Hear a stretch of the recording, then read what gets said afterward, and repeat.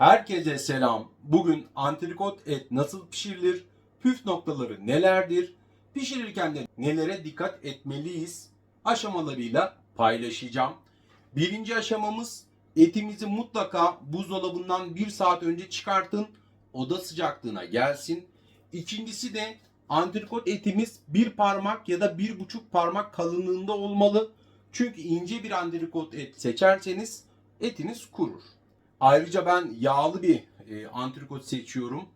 Çünkü çok daha büyük bir lezzet veriyor. Etimizde çünkü kendi yağıyla pişiriyoruz marineden sonra. Hazırsanız hadi başlayalım. Öncelikle etimizi güzelce bir marine edeceğiz. Normalde restoranlarda ayçiçek yağı kullanıyoruz. Çünkü neden? Ayçiçek yağı ısıyı daha çabuk geçiriyor.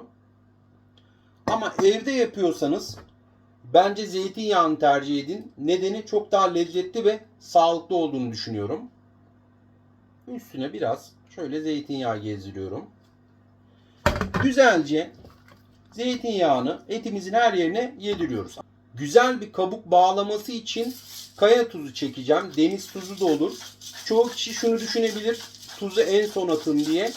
Ama bu ete kabuk vermesi ve güzel de bir lezzet katması için baştan kaya tuzunu çekiyorum ve şöyle yediriyorum. Aynı şekilde diğer tarafına da. Daha sonra aromatik bir lezzet versin isterseniz tane karabiber de benim gibi çekebilirsiniz. Yine elimize güzelce yediriyoruz.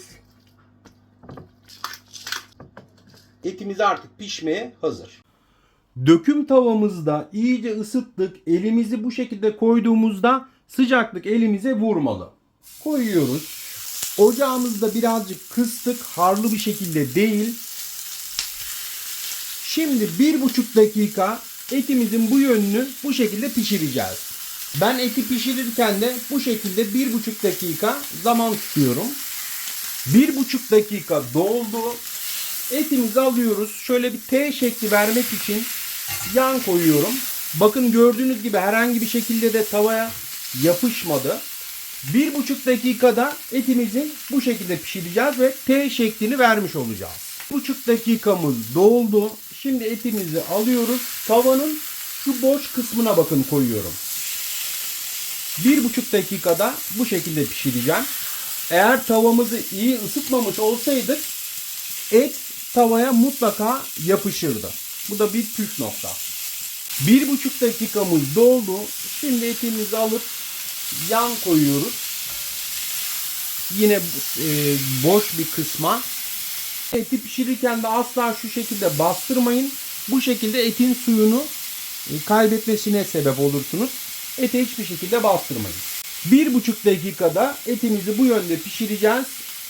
Döküm tavamızda pişirme işlemimiz tamamlanacak. Etin pişme işlemi tamamlandıktan sonra isterseniz ete mantolama tekniğiyle de biraz pişirebilirsiniz. Şöyle biraz tereyağı attım. Bunun erimesini bekliyorum ayrı bir tavada.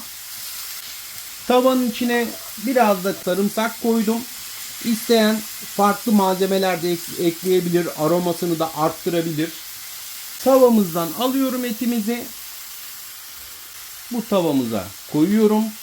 Şimdi tereyağını etimizin üzerine böyle atarak bu şekilde bakın sadece 1 dakika kadar tutabilirsiniz. İsteyen bu işlemi yapmayabilir de. Şimdi etimizi de şöyle tahtaya alıyorum.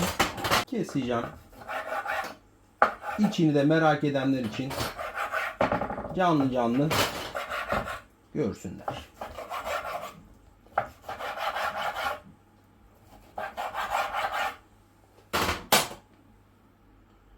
Şöyle bakın. Etin en ideal pişirme yöntemini verdim sizlere. Daha az da pişirebilirsiniz, daha çok da pişirebilirsiniz. Size kalmış. Gerçekten çok lezzetli bir et yemek istiyorsanız mutlaka bu tekniği kullanın. Defalarca denenmiş bir yöntemdir. Bakın etimizin yumuşaklığı da, içi de, dumanı da hala üstünde. Harika. Çok fazla pişirirseniz eti kurutursunuz. Daha az da pişirebilirsiniz. Bu tamamıyla de size kalmış. Ben şöyle yağlı kesimleri Yağlı taraflarını daha çok seviyorum. Bismillah. Serkan'ın Mutfağı ailesine katılın. Yeni tarifleri de kaçırmayın. Sizleri de seviyorum. Herkese de iyi seneler diliyorum.